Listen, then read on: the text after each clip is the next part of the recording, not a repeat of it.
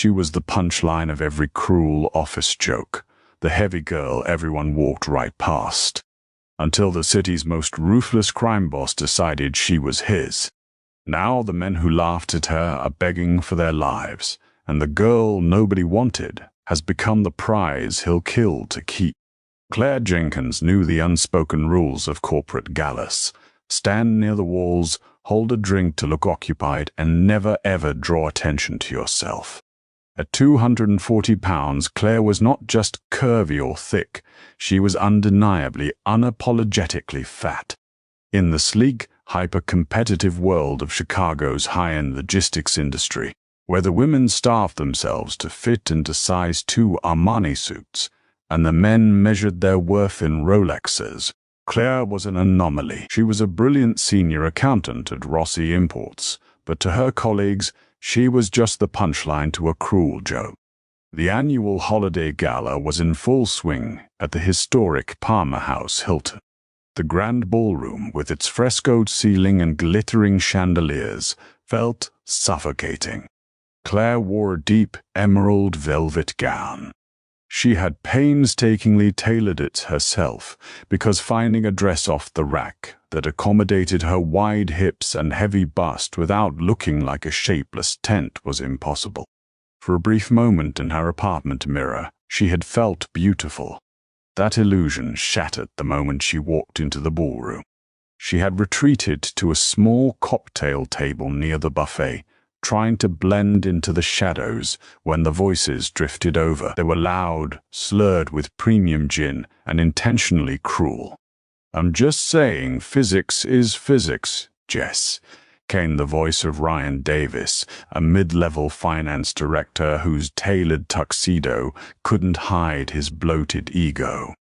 Jessica Arrington, the lead HR director, giggled into her champagne flute. "Ryan, stop. She's going to hear you." "Let her," Ryan scoffed, leaning against a pillar. "Look at her hovering by the buffet. It's like a moth to a flame. I've got $500 right now that says if she sits on one of those antique Chiavari chairs, the legs snap." Any takers? The small group of junior executives around them erupted into muffled, cruel laughter. Claire's blood ran cold. The heavy velvet of her dress suddenly felt like a lead blanket. The heat of humiliation crept up her thick neck, flushing her cheeks bright red. She wanted the polished marble floor to open up and swallow her whole. She lowered her gaze, her hands trembling so badly her drink sloshed against the rim of her glass. She wasn't going to cry. She had promised herself she wouldn't cry over these empty, shallow people anymore. "I'll take that bet." The voice cut through the laughter like a jagged piece of ice. It was low, gravelly, and carried a dangerous resonance that instantly silenced the surrounding crowd. Claire looked up. The entire room seemed to hold its breath. Stepping out from the VIP alcove was Gabriel Rossi. He was the silent owner of Rossi Imports, a man who rarely showed his face at corporate events. At 34, Gabriel was a phantom in the Chicago business world, but a god in its criminal underbelly.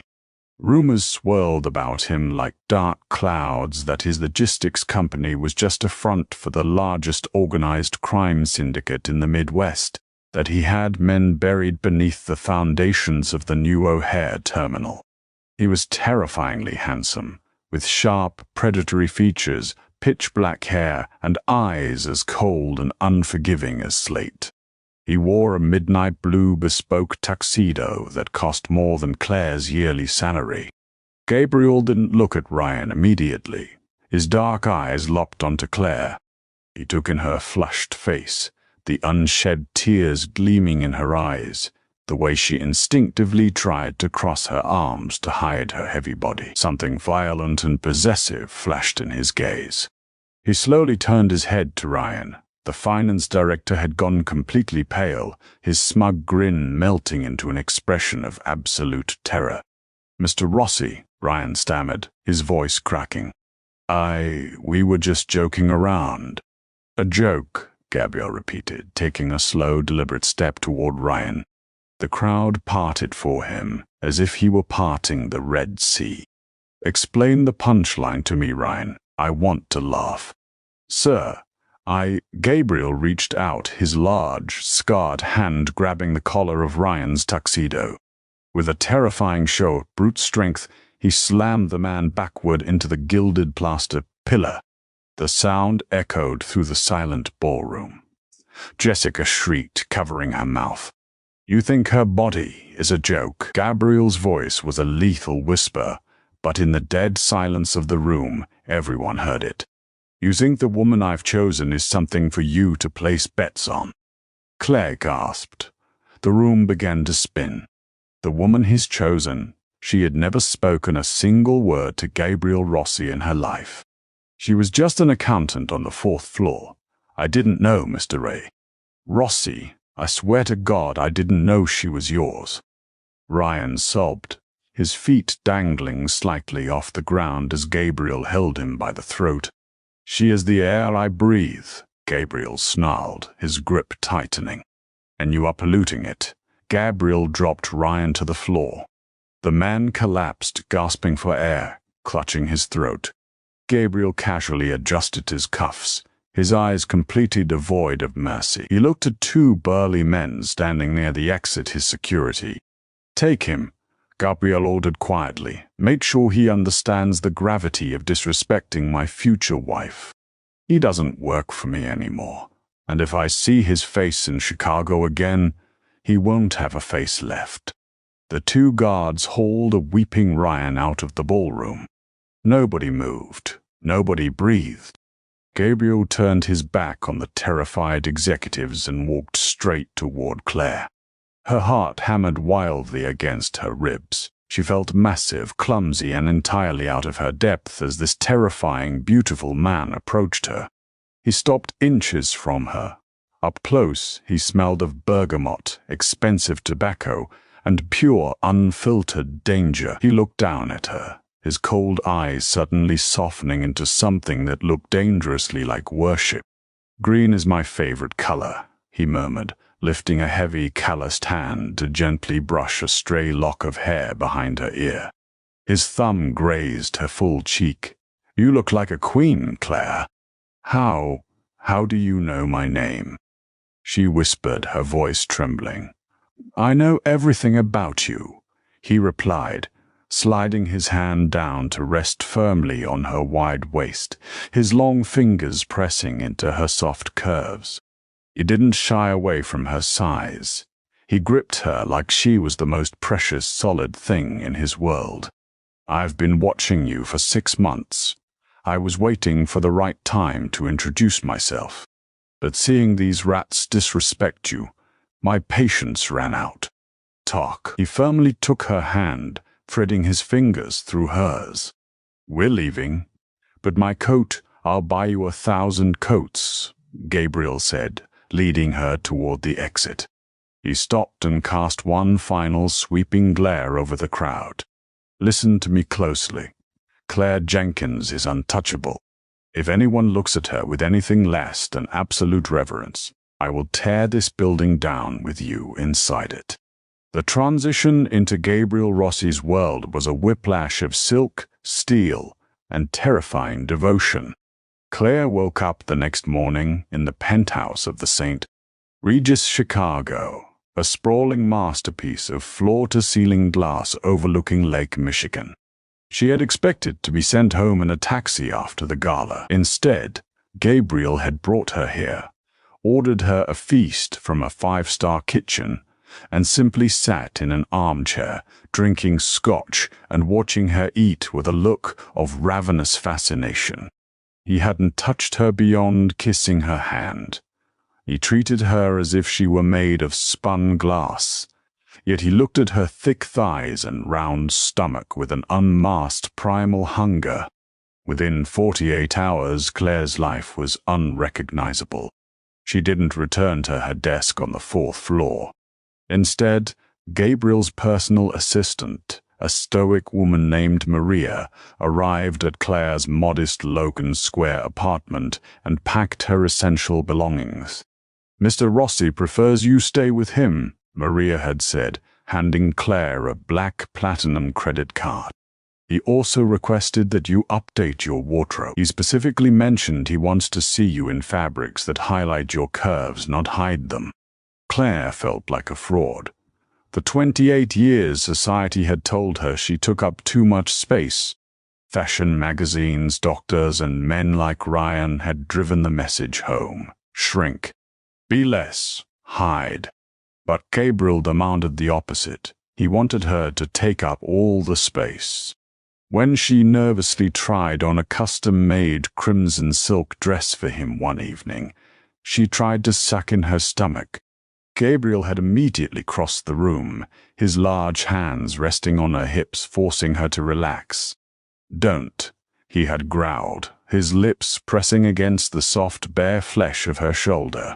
"Never shrink yourself for me, Claire. I want every inch of you. You are a goddess, and I will not let you hide my religion." The romance was intoxicating, but the undercurrent of Gabriel's reality was a dark, violent river. A week after the Palmer House incident, the news broke. Ryan Davis was found brutally beaten in an alleyway near Lower Wacker Drive. Both of his legs were shattered, broken in a way that ensured he would never walk normally again. The police called it a random mugging, but Claire knew the truth. When she confronted Gabriel in his study, her hands shaking as she held up the news article on her phone, he didn't even blink. "I told him there would be consequences," Gabriel said calmly, signing a stack of shipping manifests. "Gabriel, you broke his legs over a stupid bet." Gabriel stood up, rounding the massive mahogany desk. He stepped into her personal space, caging her against the edge of the desk. He didn't look angry, he looked entirely resolute. "He bet that you would break a chair, Claire," Gabriel whispered, his thumb tracing her jawline. "So I broke him. It's simple mathematics. You need to understand something, Mia Vita. You are mine. My woman, my heart. In my world, weakness is blood in the water. If I let a peasant mock my queen, I lose respect. And without respect, we both die." Claire shivered, a conflicting mix of sheer terror and deep, twisted arousal pooling in her stomach. No one had ever fought for her. No one had ever deemed her worthy of protection, let alone bloodshed. But Gabriel's ruthless possessiveness was about to be put to the ultimate test. 2 weeks later, Gabriel had to attend a sit-down at Gibson's Bar and Steakhouse on Rush Street. It was supposed to be a peace summit with the O'Connor family, a rival Irish syndicate operating out of the South Side. Gabriel insisted Claire come with him. "They need to see you," he told her in the back of his armored Maybach. "They need to know who stands beside me." The private dining room at Gibson's was suffocatingly tense. The air smelled of charred bone-in ribeyes, expensive bourbon, and barely contained hostility. Tommy the Rat O'Connor sat across the heavy oak table. He was a greasy, gaunt man with a reputation for viciousness and a profound lack of filter. Claire sat tightly beside Gabriel, wearing a fitted black wrap dress. She felt entirely out of place among these hardened, heavily armed men. The business negotiations went smoothly at first. Territories were discussed, percentages were agreed upon. But as the third bottle of wine was emptied, Tommy's eyes began to linger heavily on Claire. He stared openly at her heavy chest, then down to the thick curve of her hips, resting against the chair. A sleazy, drunken grin spread across his face. "I gotta say, Rossi," Tommy slurred, wiping his mouth with a linen napkin, "I heard you got yourself a new girl. I was expecting some runway model. But I see you like 'em with some serious meat on the bone." The temperature in the room plummeted. The clinking of silverware stopped. Claire froze, her stomach twisting into a painful knot. Here it was again, the inevitable punchline. Tommy let out a raspy laugh, leaning back in his chair. "Hell, with an appetite like yours, Gabriel, I guess you need a girl who knows her way around a buffet line. What is she, $1.80? 200?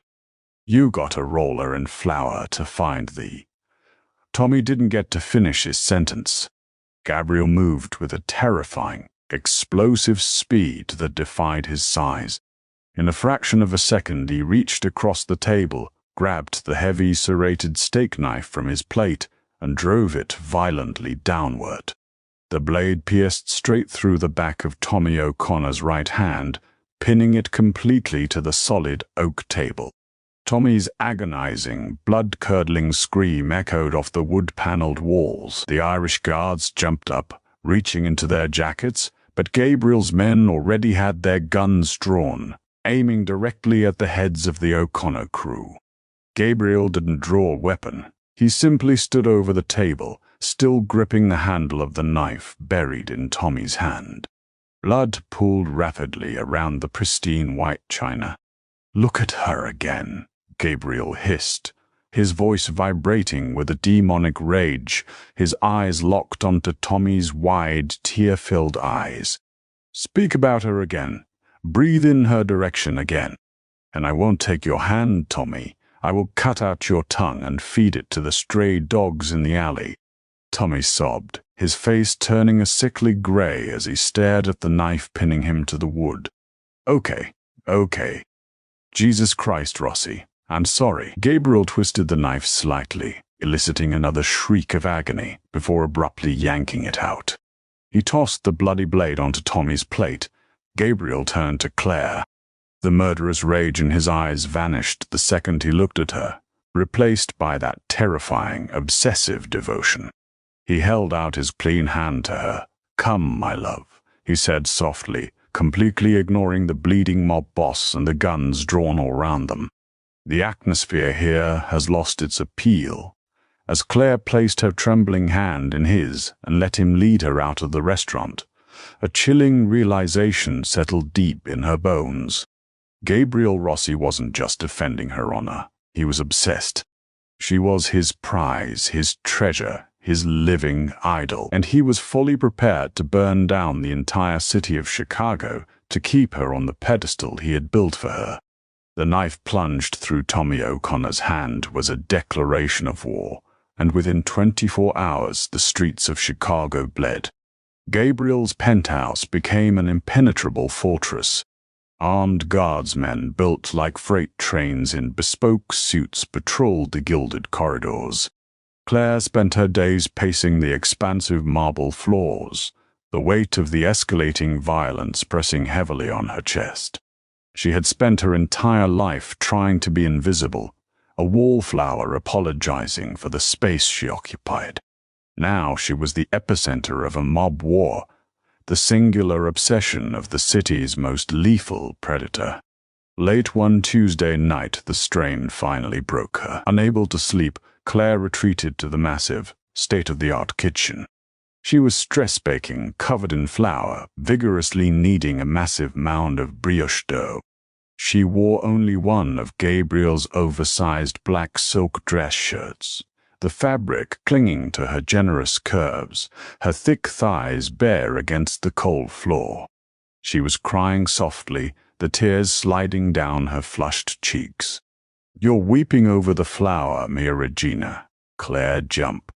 Gabriel was leaning against the mahogany doorframe, his tie undone, looking exhausted but fiercely alert. He moved across the kitchen with the silent grace of a panther, coming to stand right behind her. He wrapped his massive arms around her wide waist, burying his face in the crook of her neck. He inhaled deeply, as if her scent of vanilla and fear was the only oxygen left in the world. "Gabriel, people are dying," Claire whispered, her voice cracking. "I saw the news. A warehouse blew up in the South Loop. You haven't slept in 3 days. All of this because of me, because Tommy made a joke about my weight." Gabriel spun her around. His hands gripped her thick upper arms, not to hurt her, but to ground her. "Do not ever say that. Do not diminish what you are to me. They didn't insult your weight, Claire. They insulted my soul. They looked at the only pure thing in my filthy life and tried to drag it into the mud." He pulled her flush against his chest. He loved how soft she was, how perfectly she yielded to his hard edges. You think you're a burden? You think you take up too much room? Claire, I want to build a world where you are the sun, and everyone else is just orbiting you." The O'Connors were dead the moment Tommy opened his mouth. "I'm just doing the paperwork." Despite the sweetness of his dark devotion, the reality of their situation was closing in. Declan O'Connor, Tommy's older and far more cunning brother, had taken control of the Irish syndicate. Declan knew he couldn't hit Gabriel directly, so he aimed for the one thing Gabriel had explicitly marked as his weakness. The following Thursday, Claire begged for a semblance of normalcy. She just wanted a coffee from her favorite artisanal cafe in Wicker Park. Gabriel reluctantly agreed, sending his top enforcer, Leo, and 3 other armed men with her. The cafe was quiet, smelling of roasted beans and impending rain. Claire stood at the counter, paying for her latte, feeling a fleeting sense of her old, boring life. But the illusion shattered in an instant. A black SUV violently hopped the curb, smashing through the front plate glass window of the cafe. Glass exploded inward like shrapnel. People screamed. "Get down!" Leo roared, drawing his weapon as 3 men in tactical gear poured out of the SUV, semi-automatic rifles raised. Gunfire erupted, deafening and chaotic. The air filled with pulverized drywall and the acrid smell of gunpowder. Leo pushed Claire behind the heavy oak counter, returning fire with lethal precision, dropping the first attacker immediately. But there were too many. One of the hitmen managed to flank the counter. He was a hulking brute with a scarred face. He spotted Claire huddled on the floor. "Grab the fat bitch," another voice yelled from the front. "Declan wants her alive." The hitman lunged, grabbing Claire by the hair. She screamed in pain, desperately clawing at his tactical vest. "Come on, you heavy cow, move." The hitman grunted, struggling to haul her upward. He severely underestimated her solid mass and the sudden fierce will to live that Gabriel had ignited within her. Claire didn't shrink. She didn't let herself be dragged. Instead, she used the very body society had mocked to fight back. As the man yanked her forward, she planted her heavy boots firmly on the floor and threw all 240 pounds of her weight backward, dropping her center of gravity. The sudden shift broke the hitman's grip and sent him stumbling forward off balance. Before he could recover, Claire grabbed a boiling hot carafe of drip coffee from the lower shelf and hurled it directly into his face. The man shrieked, dropping his weapon and clutching his blistering skin. Claire didn't hesitate. She scrambled past him just as the front doors were completely blown off their hinges. Through the smoke and dust, Gabriel Rossi walked in. He didn't look like a CEO anymore. He looked like the devil incarnate. He held a customized Sig Sauer in one hand, his eyes scanning the carnage until they locked onto Claire. Seeing her covered in dust but unharmed, his rigid shoulders dropped a fraction of an inch, but his eyes burned with a murderous hellfire. The remaining O'Connor hitmen realized too late who had just entered the building. Before they could aim, Gabriel and his backup team executed them with chilling mechanical efficiency. Gabriel stepped over a bleeding body, walking straight to the hitman writhing on the floor with a burned face. The man looked up, pure terror bleeding through his agony as Gabriel pointed the barrel of his gun directly between his eyes. "Who sent you?" Gabriel asked, his voice dead of all emotion. Declan O'Connor." The man sobbed. "He said you were weak because of her. He said she was just a fat joke." Gabriel didn't say another word. He pulled the trigger. The gunshot echoed in the ruined cafe. Gabriel holstered his weapon and turned to Claire. He crossed the debris-filled floor, falling to his knees right there in the shattered glass. He wrapped his arms around her waist, burying his face in her stomach, holding on to her as if she were a life raft in a violent storm. "I'm okay," Claire sobbed, burying her hands in his thick dark hair. "I fought back, Gabriel. I didn't let them take me." Gabriel looked up at her, wiping a streak of dust from her cheek. "I know, my queen. I know how strong you are. But tonight, this ends. Nobody will ever dare to look at you, speak of you, or think of you again without shivering in absolute terror." That night, Gabriel Rossi unleashed a biblical wrath upon the Chicago underworld. He didn't just send a message, he eradicated the messengers entirely. While Claire was safely secured in a subterranean panic room beneath the penthouse, surrounded by a dozen heavily armed guards, Gabriel and his men systematically dismantled the O'Connor empire. They burned their warehouses to the ground. They seized their supply lines. And finally, Gabriel personally kicked down the doors of Declan O'Connor's fortified compound in the northern suburbs.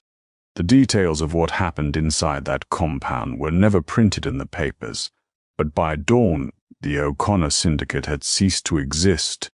Declan O'Connor was gone, erased from the city's map, and Gabriel had reclaimed his throne. Only this time, he was leaving room beside it.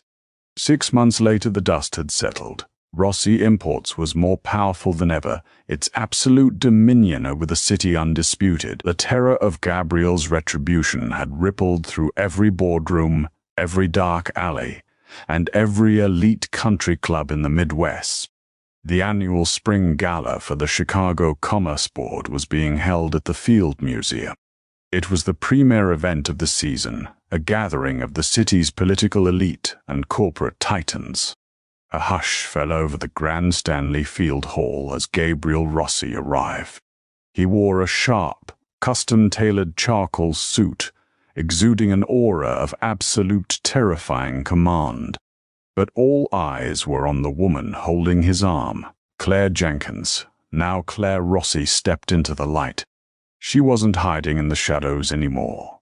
She wore a breathtaking, custom-designed gown of deep sapphire silk that hugged every glorious, heavy curve of her body. The bodice was encrusted with real diamonds, and a delicate diamond tiara rested in her styled hair. She looked radiant, powerful, and undeniably beautiful. The soft, insecure accountant who had tried to shrink herself into a corner was dead. The woman standing beside the city's most dangerous man was a queen who finally knew her worth. As they walked down the grand staircase, the crowd parted for them instantly. Men who used to ignore Claire now bowed their heads in deep, fearful respect. Women who used to snicker behind her back now looked at her with pure, unadulterated envy. They spotted Jessica Arrington, the HR director, who had laughed at Ryan's cruel joke a year ago standing near a dinosaur exhibit. Jessica went deathly pale, her champagne glass trembling so violently the liquid spilled onto her dress. She quickly looked down, too terrified to even make eye contact with Claire. Claire felt a smirk tug at the corner of her lips. She didn't feel the need for petty revenge. Their terror was enough. Gabriel's hand rested securely on the small of her back, his thumb rubbing soothing, possessive circles against her spine. "Look at them," Gabriel murmured in her ear, his deep voice vibrating against her skin. "They are looking at a goddess, and they know it." "They're looking at you, Gabriel," she teased softly, leaning her heavy body comfortably against his side. "They're terrified of you. Good," Gabriel said, stopping near the center of the hall. He turned to face her, completely ignoring the hundreds of powerful people watching them. He reached out, his hands cupping her full, round cheeks. "Let them fear me. Let them know that I am the monster in the dark. But let them also know that the monster only bows to one person." He leaned down and kissed her, deeply and passionately, right there in the middle of the gala.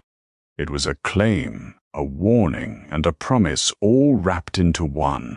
Claire kissed him back, wrapping her arms around his broad shoulders, feeling the heavy, solid reality of his love. When he pulled away, Gabriel kept his arm wrapped tightly around her thick waist. He surveyed the room, his cold, slate-gray eyes daring anyone to challenge them. No one did. She had been the heavy girl everyone rejected. The punchline, the afterthought. But Gabriel Rossi had seen the masterpiece beneath the world's cruelty. He had claimed her, fought for her, and burned a city down to keep her. Claire rested her head against Gabriel's chest, listening to the steady, calm rhythm of his heartbeat.